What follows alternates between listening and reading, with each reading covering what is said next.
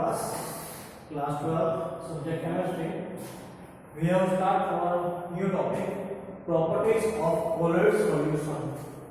In last lecture, we have completed mixture. What is the mechanism of mixture and how it's work? I have already done in our last lecture. We have started new topic, properties of colloid solution in this lecture. First property is collocative properties.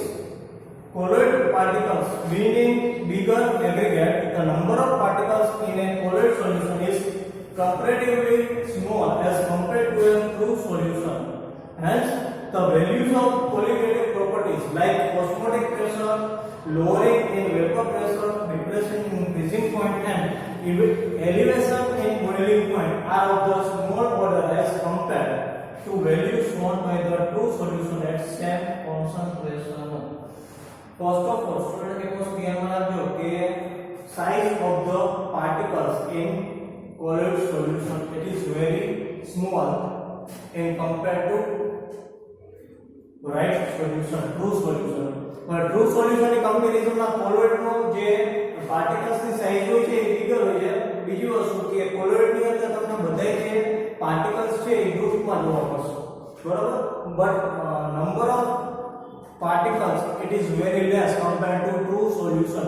True solution ની comparison માં જે colloid particles છે એ બહુ less હોય છે અને એટલા માટે એની જે ઇફેક્ટ છે એ ડાયરેક્શન ઉપર પડે છે. તો એની જે અધર પ્રોપર્ટી છે we have already learned in chapter 2. True જે સોલ્યુશન ચેપ્ટર હતું એની અંદર આપણે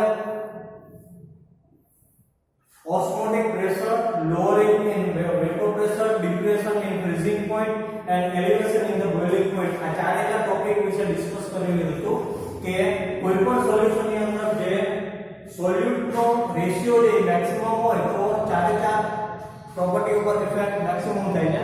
But here in colloid solution it is very less amount of colloid particles, so the properties of this it is very less compared to true solution.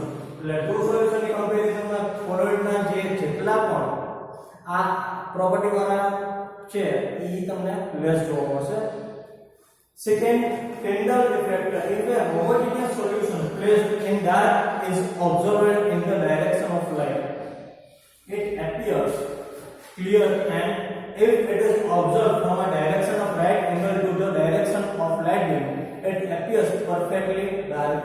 તો એક વસ્તુ ધ્યાનમાં રાખજો કે કોઈપણ ટ્રુ સોલ્યુશન હોય અથવા તો જે હોમોજીનિયસ મિક્સચર હોય તો એ હોમોજીનિયસ મિક્સચરને એક ગ્લાસના બીકરમાં ભરી અને તમારે જે અંધારો રૂમ હોય ડાર્ક રૂમ એની અંદર સેટ કરવાનું છે અને જ્યાંથી પણ લાઇટ આવતી હોય તો લાઇટના એંગલથી તમે તે હોમોજીનિયસ મિક્સચરને જોશો તો ઇટ ઇઝ વેરી ડાર્ક, તે ડાર્ક દેખાશે.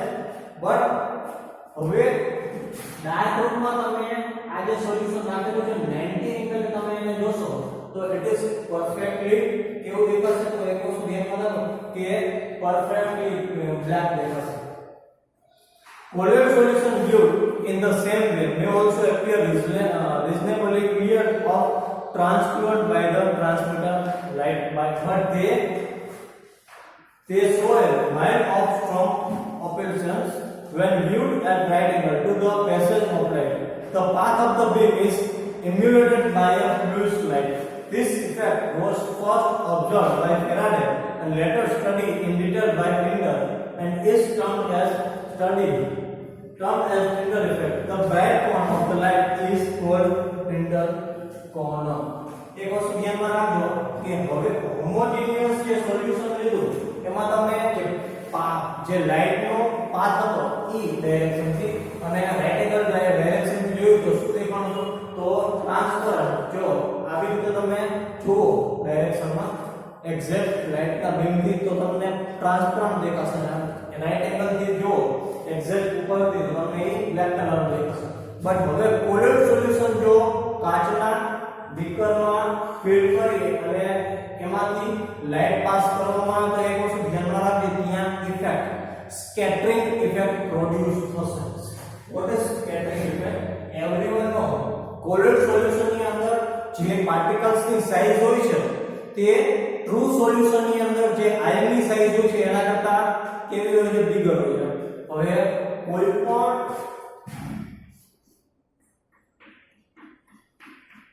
હવે આવી રીતે જે કોલોઇડ સોલ્યુશન ના પાર્ટિકલ્સ છે એમાંથી લાઈટ પાસ કરવામાં આવે તો ધ્યાનમાં રાખજો કે જ્યારે પણ લાઈટ આ કોલોઇડ સોલ્યુશન ના પાર્ટિકલ સાથે ભટતા છે બરોબર, ત્યારે તરત જ જે લાઈટ હશે ને સ્કેટરિંગ થઈ જશે, ડિવાઈડ થઈ જશે. તો આજે આખી ઇવેન્ટ છે એને કહેવાય છે સ્કેટરિંગ. એટલે કોઈ જેમ તમે કોઈ પણ ડાર્ક રૂમ હોય ને એક ટોર્ચ છે ઈ કોઈ પણ વોલ ઉપર નાખો એટલે જે આખું લાઈટ હોય ઈ સ્પ્રેડ થઈ જાય, એવી રીતે જે લાઈટ પાર્ટિકલ જે લાઈટ આવે છે એ તમે કોલોઇડ સોલ્યુશન ની અંદરથી પાસ કરશો એટલે કોલોઇડ સોલ્યુશન ની અંદર જે કોલોઇડ પાર્ટિકલ્સ છે એ કોલોઇડ પાર્ટિકલ સાથે તે શું થશે તો પાસ થશે, ભટકાશે અને એના લીધે લાઈટ છે ને એ ડિસ્ટ્રીબ્યુટ થઈ જશે અને ડિસ્ટ્રીબ્યુટ થવાની જે ઇવેન્ટ છે એને સ્કેટરિંગ કહેવામાં આવે છે. આનો ફર્સ્ટ ઓફ ઓલ સ્ટડી છે એ ફેરાડે પછી આનું વધુ ડીપમાં સ્ટડી ટિન્ડલે કરેલો માટે આ જે ઇફેક્ટ છે ટિન્ડલ ઇફેક્ટ કહેવાય છે. So Tyndall effect is due to the fact that colloidal particles scatter light in all directions in space. This scattering of light illuminates the path of the beam in the colloid dispersion.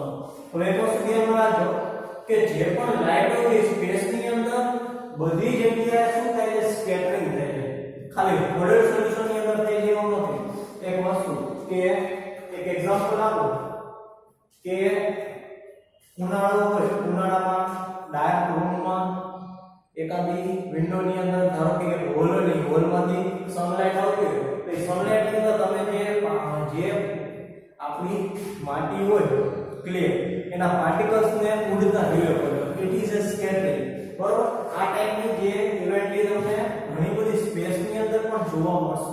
એટલે કોલોઇડ solution ની અંદર આ વસ્તુ જોવા મળવાની જરૂર નથી, દરેક જગ્યાએ આ વસ્તુ પોસિબલ થાય છે કેમ કે ત્યાં લાઈટ શું થશે તો ભટકાય અને ડિસ્ટ્રીબ્યુટ થઈ જશે અને એના લીધે લાઈટ ડિસ્પ્રેડ થશે. Okay, Tyndall effect can be observed during the projection of picture in the cinema hall due to scattering of light by dust and smoke particles present hence. Tyndall effect is observed only when the following two conditions are satisfied. હવે તમે movie જોવા ગયા હોય તો movie તમે જ્યાં પણ બેઠો હોય ત્યાંથી પાછળથી એક લાઈટ છે સ્ક્રીન ઉપર આવતી હોય, સ્ક્રીન ઉપર આમ સ્પ્રેડ થઈ જતી હોય, બરોબર. હવે એ જે લાઈટ આવે છે ને લાઈટની અંદર તમે સ્મોક અને ડસ્ટ ના જે પાર્ટિકલ્સ છે એ આમ રોટેશન કરતા જોયા તો એ વસ્તુ શું છે તો સ્કેટરિંગ જ છે, બરોબર. The diameter of the dispersed particles is not much smaller than the wavelength of the light used. એટલે કહેવાનો મીનિંગ શું છે કે ટિન્ડલ સ્કેટરિંગ જે કોના પર ડિપેન્ડ કરે છે તો જે વેવલેન્થ હોય છે લાઇટની વેવલેન્થ હોય છે એના કરતા જે પાર્ટિકલ્સ નો ડાયામીટર હોય છે એ કેવો હોવો જોઈએ તો બિગર હોવો જોઈએ નહીં. The reflective index of the dispersed space and the dispersion medium differ greatly in magnitude. એક વસ્તુ ધ્યાનમાં રાખો કે સેકન્ડ જે dispersion phase હોય છે એના કરતા dispersion medium નો જે ઇન્ડિકન્સ હોય છે એ બિગર હોય છે, બરોબર. આ બે ઇન્ક્લુડ કરવાના છે. Tyndall effect is used to distribute between a colloid and two solutions. Raimondi in 1903 used Tyndall effect to set up apparatus known as ultra microscopic and intense beam of light is focused on the colloid solution contained in a glass vessel.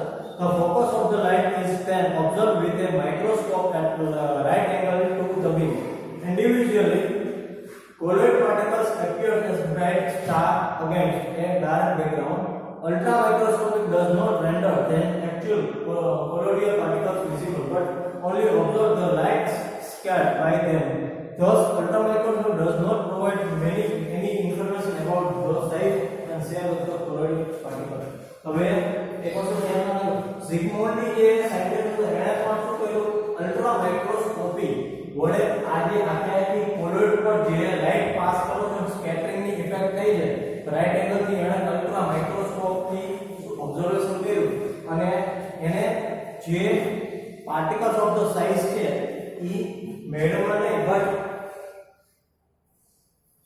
Particles ની size ના દેખાણી પરંતુ એના વિશેની જે details છે એ પણ મેળવી બરોબર. એટલે આજે એક્સપેરિમેન્ટ કેવો ગયો unsuccessful. Okay, we have discussed in another property in our